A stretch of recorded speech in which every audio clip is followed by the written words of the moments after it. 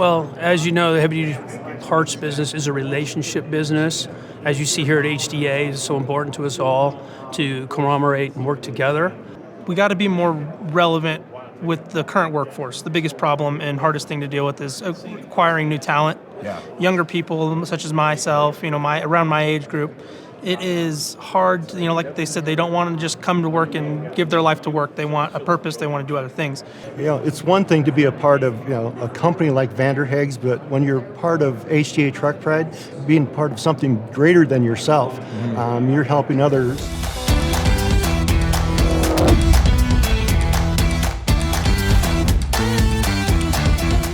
I've always said that the heavy-duty parts business is a people business. In this episode, you're going to hear from Mark and Ethan Decker of Jerry & Keith's, and we talked to Tom Labat of Vander Haag's. Now, these two parts distributors, they share an understanding that building relationships and investing in people is the pathway for success in heavy-duty parts. They're both members of HDA Truck Pride, and these interviews took place at the HDA Truck Pride annual meeting in Denver, Colorado that we attended a couple months ago. So first, let's hear from Mark Decker about the very beginnings of Jerry & Keith's and where they're headed in the future. Hi, I'm Mark Decker with Jerry & Keith's out of Bakersfield, California. I'm the CEO. Mark has been in the heavy-duty industry for over 50 years. He's been the CEO of his company for the last 20 years. Mark, welcome to the Heavy Duty Parts Report. Thank you. We're at HDA Truck Pride's annual meeting, and it is great to have an opportunity to talk to some of the independent, entrepreneurial people in our industry who are really part of the heart of the independent service channel. So, Mark, you've been in this business a long time. It's a family business, and you're second generation, is that correct? That is correct. So you took over from your father. Did he just hand you the reins of the company, or did you have to work for it? No, I've been here since I was 16 years old, working all my spare time, all my holidays. There was no golden spoon in Jerry & Keith's. We were a very poor family from Oklahoma, and we started with $2,000 that we borrowed from my grandfather and put the company together from there. And God's been very good to us to bless us and multiply it. Well, I know from my own experience of building businesses and doing it that way, you have to be very creative sometimes. You have to make deals with people. This is a people business. So how did companies help you along the way as you were establishing the business? Well, as you know, the heavy-duty parts business is a relationship business. As you see here at HDA, it's so important to us all to collaborate and work together. Fruhoff Corporation, my dad got involved with them out of Fresno, and they were good enough to consign parts to us. And we put them in an old container out back, and that was the start of the parts business for Jerry & Keith's. So did you only stay in the parts business? What was part of the formula of your success over the last 50 plus years? The formula for our success, I would have to say, parts and service. Service was where Jerry & Keith's started. Parts was later. Okay. The combination of the two have been critical to our success. Yeah. It still is today. I think as we move forward, we're going to see that be a formula of success for all the independents going forward. Let me ask you something. In all the years that you've operated the business, if you could kind of come down to one or two things that you know contributed to your success and the longevity of your company, what would those one or two things be? Like, what advice would you give someone who's maybe starting in parts today? It's a people business, and the quality of your people that you have on your team is critical to success. Of course, good funding, don't overspend yourself, work hard, reinvest in your company. Don't go out and spend all your money, reinvest in your people. That is the key to the success of the business, is the team we have that do us every day. No, absolutely. I know when I started in the business, my mentor, one of the first things he told me is, Jamie, it's a people business, always has been, Yes. Always will be. So now you're coming to a point in your career where you're looking to the future, and it's no longer meant necessarily being the CEO of the company. Correct. Let's talk a little bit about succession planning. It's been a family business. First of all, is it going to stay a family business? Yes, it is. I'm proud to say I have 5 children. Years and years ago, I'd say 10, 20 years ago, I went to each one of them and asked them, because I believe in succession planning starts way back. You need to be involved in this when you're young, not when you're 60 and say, oh, I need to go. You need to start planning this. And I'm very fortunate that 2 of my children have decided that they would like to make this their career and can carry on Jerry and Keith's into the third generation. Ethan, my son, and my daughter will be joining us in June to take it forward, and I'm going to try to start backing away. Okay, so just before we talk to Ethan, one last question. Did you give Ethan like reins of the company early, or did you make him work like your dad made you work? He's done what I have had to do, from cleaning toilets to reline brake shoes to delivering parts to earn the respect. You cannot command that respect or give that title away. But no, he's still working very hard. That's good. That's good. It's a real blessing. It's been wonderful to meet you. Thank you for taking some time, and we're going to have Ethan join us next. Okay. Well, thank you, James. Thank you.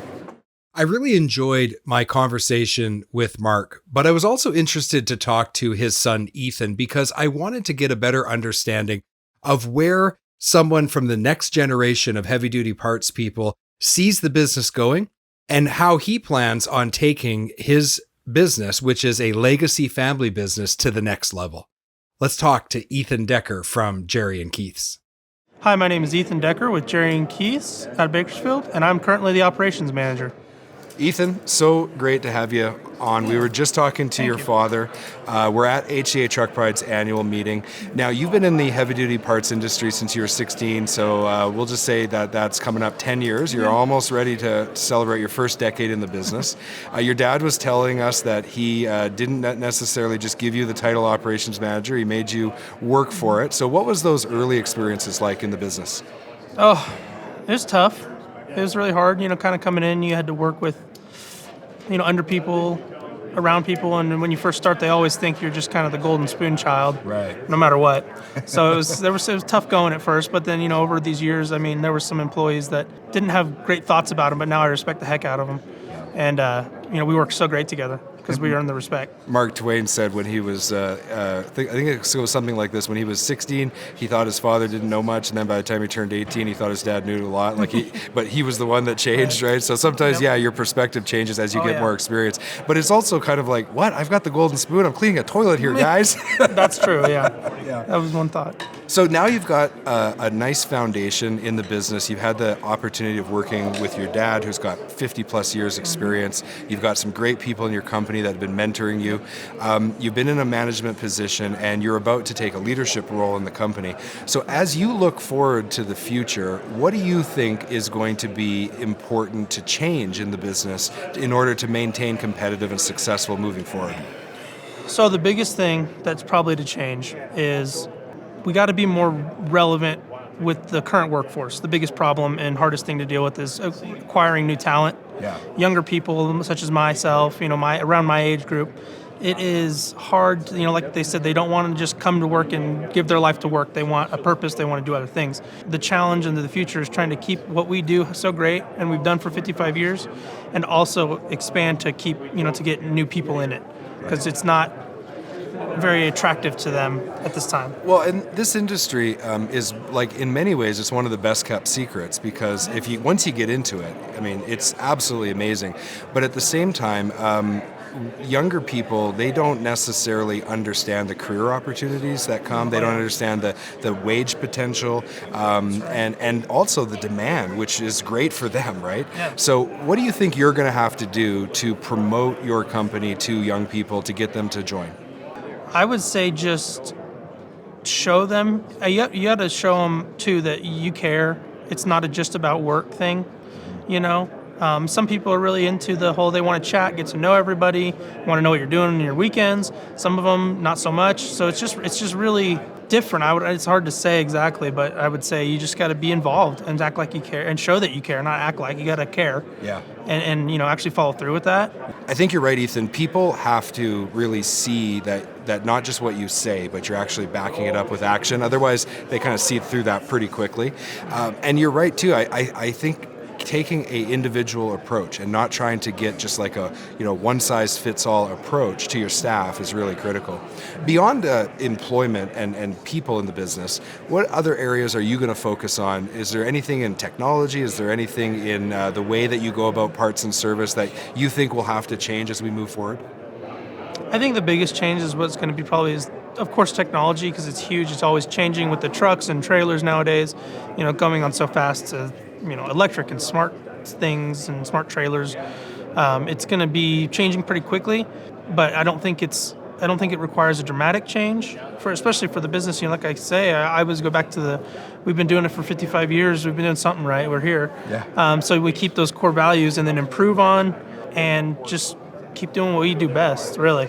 Well, and it sounds like because you've got that people focus, investment in those people, investment in training, adding whatever technology, right? A few years ago it was diagnostic tools. What is it going to be next, right? There's going to be changes in the tooling. Focusing on those things are definitely going to help with instilling. You when you combine that with the culture you've already built, I think you've got a winning formula. Yeah, it's definitely. I think we're on the right track. We do invest a lot with training. Now that we've kind of come back out of this, now we can see people again from COVID. My reps and other people, I say, hey, please come in, let's train. It's very important. And it also, it means a lot when I've talked to the guys and tell them, and they go, hey, thank you, I appreciate that. It's another way of showing, like, I care about you, I care about our business, I care about our customers. Like, I'm more than happy to do this training and show you, and let's grow the business. Your dad started this interview with the very, very accurate statement that this business has always been about people, always will be, and I think that you have embraced that, and that means I think you're going to be very successful. So, from all of us at the Heavy Duty Parts Report, we wish you all the success, and thank you so much for taking some time to talk with us. Yeah, no, thank you for having me on. Thank you. We're going to take a quick break to hear from our sponsors. We'll be right back. This episode of the Heavy Duty Parts Report is brought to you by Find It Parts, your ultimate destination for heavy-duty truck and trailer parts. Discover a vast range of parts at finditparts.com. Don't spend hours a day looking for parts. Instead, visit finditparts.com and get them right away. Parts availability and quality have a big influence on fleets and owner-operators' total cost of operation. If they can't find a part, it means more downtime.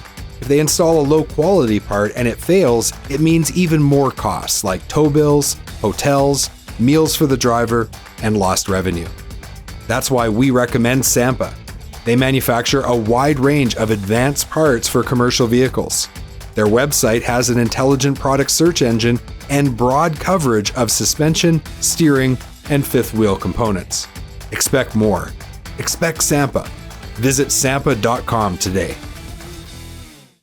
Vander Haag is another HDA Truck Pride member that I got an opportunity to sit down and talk to while at HDA Truck Pride's annual meeting in Denver, Colorado.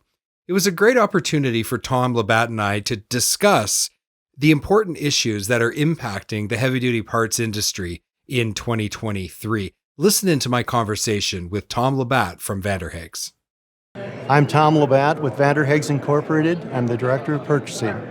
We're at HDA Truck Pride's annual meeting, and I'm sitting here with Tom Labat. He has almost 40 years experience in the business. He's been in his current role for the last 12 years.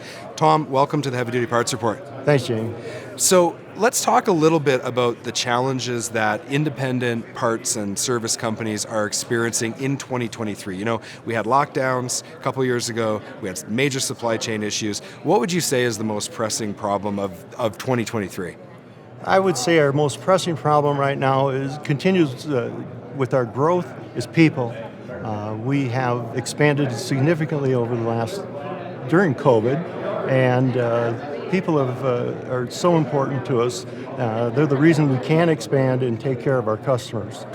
Yeah, and finding people, it's not just finding people, it's finding the right people, right? Putting them in the right roles, and then there's that long training period. I know when I started in parts, I went through, I started sandblasting parts, and then I kind of worked my way up, and even when I first joined the counter, it was a long time before I think I was useful to anybody. And I had some mentors that were really patient, which was nice. So what are you doing now as you move forward? When you do bring people into the organization, what are you doing to try to help facilitate that and speed up the training as much as you can? We try and set up a mentor program for our incoming people. Typically it's our parts lead in each of the stores. They're able to spend some one-on-one time with them, help them find out what their strengths are and their weaknesses, and then work with them on forming up or building up those the confidence as they go forward working with our customers. Yeah. That mentor-mentee relationship is so important. I know when I was in parts, I remember coming and asking my mentor, I said, what's this Bendix part? I knew it was Bendix. I was so proud of myself. And he said, Jamie, I can either tell you the part number or I can show you how to find the part number. It's your choice. And I said, show me how to find the part number. He was a great mentor. So he also told me, though, that I remember he said, how do you get 20 years experience in the business? And he said, come see me in 20 years. So some of this is hard to speed up, right? As you're moving people through the mentor program, what do you find is the thing that really accelerates their training the most? I think what impacts them the most is just knowing that they're important to us. They feel that comfort level with us. Our culture within Vander Haag's is such that we want them to succeed. We want them to know that there's with success comes rewards. If it's advancements, in a different position in the company. We're so diversified that they may come in as a parts person but go to truck sales or whatever, some other division that we have. So we want them to be comfortable in their current position. It's coming into the company, but we want them to know that there's a lot of things out there that they can grow with and expand their strengths. Yeah, no, absolutely. So when you come to HDA Truck Pride's annual meeting, it's an opportunity to get access to education. There was some great sessions yesterday, some really motivational stuff for leadership like yourself. But in addition to that, you have the opportunity of meeting with suppliers. So from a parts perspective, how are you guiding the company moving forward? What are you really focused on right now at this show? Right now, we're just looking for, as we've expanded, grown as a company, we're coming to our supplier partners and saying, what more can we do? How can we, help you maybe cut down on freight expenses on orders? If we place larger orders, do some negotiating with some of them if we can. We are looking for a couple different product lines right now. And we have a mix of real high-quality suppliers through HDA Truck Pride. It's opened the door to us that we didn't have before, right, not being an HDA Truck Pride member. Yeah. So I'm going to share with you the 7 golden words. This is how you end every negotiation. Is that the best you can do? Yeah. And then you go quiet. It's amazing what people will do. Yeah. Okay, so one last question. As you, when you and I started and we were being taught, we were using paper catalogs. Oh, yeah. The world and our industry has changed a lot since then. So how are you viewing the adoption of technology as you look towards the future with Vander Haag's? Vander Haag's, if there's a new piece of technology out there, we want it, we'll get it. We realize that it is the future. You can't hesitate on it. If you don't have it, you're not going forward. You're not moving forward. We're absolutely very technology orientated, and we want to be in the forefront. Wonderful, wonderful. Well, thank you so much for taking some time. I know you've got some suppliers you got to go see. Go use those 7 golden words and get a deal, okay? You don't get what you don't ask for. That's right. Thanks, Tom. Thank you. Well, as you can see from these 2 interviews, both of these companies have used a strong focus on people, relationships, and mentorship to grow their business and to continue to be successful as things in the trucking industry continue to evolve. Did you notice another key to their success? Being members of HDA Truck Pride. It's really important. Probably, I don't want to downplay the other aspects of it with HDA, meeting with them and everything, but the booth show and meeting with your suppliers is honestly one of the most important parts, because we get to thank them for all their support, get to say, hey, what can we do better? Are we doing enough for you? Because it's all about that relationship. Yeah. I can call my rep and say, hey, I need this done, and absolutely. So for us, it's very important. It's one thing to be a part of a company like Vander Haag's, but when you're part of HDA Truck Pride, being part of something greater than yourself, you're helping other supplier or distributor members. Throughout the rebate program, it's opened up doors for us for other suppliers that we never had opportunities to reach out to and build relationships with. And it's been truly a blessing for our company to be a part of HDA Truck Pride, and everything that they've brought, they're made available for us to be successful as a company and to keep our customers on the road, keeping them successful also, because Right. it's not about us. Yeah, It's that's about right. that end user and that customer. We're nothing without them. The independent parts and service channel supports the trucking industry, which is the backbone of society. HDA Truck Pride is the heart of that independent service channel. And as a group, they support the men and women who work in independent parts and service. Members of HDA Truck Pride benefit from a large network of independent repair shops and parts stores, over 450 repair shops and over 750 parts stores. They also get access to resources like HDA Truck Pride's University. And of course, they have access to a wide range of suppliers and manufacturers.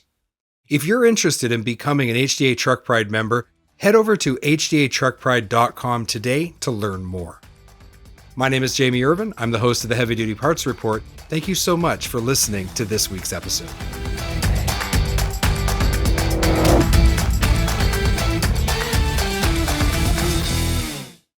Thank you for watching this video. Click here to subscribe to the Heavy Duty Parts Report YouTube channel, and click here to watch another great episode.